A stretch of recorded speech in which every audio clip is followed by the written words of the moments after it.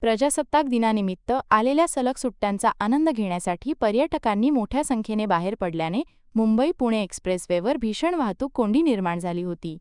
खंडाळा बोरघाटात वाहनांचा ओघ इतका प्रचंड होता की अमृतांजन ब्रिजपासून ते थेट खोपोली एक्झिटपर्यंत सुमारे 7 ते 8 किलोमीटरपर्यंत वाहनांच्या लांब रांगा लागल्या होत्या. मुंबईहून पुण्याकडे जाणाऱ्या मार्गिकेवर वाहनांची गती पूर्णपणे मंदावली होती, तर तासनतास एकाच जागी अडकून पडल्याने प्रवाशांना प्रचंड मनस्तापाचा सामना करावा लागला. वाढलेल्या वाहनसंख्येमुळे ही परिस्थिती ओढवली, त्यातच काही अवजड वाहनांनी लेनची शिस्त मोडल्याने या कोंडीत अधिकच भर पडली.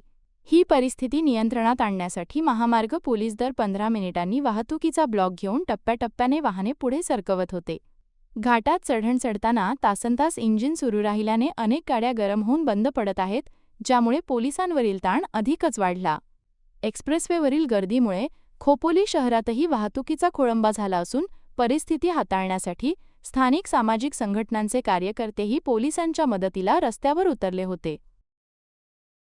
न्यूज आणि महत्त्वाच्या घडामोडींची सर्वात अचूक माहिती मिळवण्यासाठी लगेच आमचे व्हायरल 46 या चॅनेलला सबस्क्राईब करा आणि बेल आयकॉनवर क्लिक करा.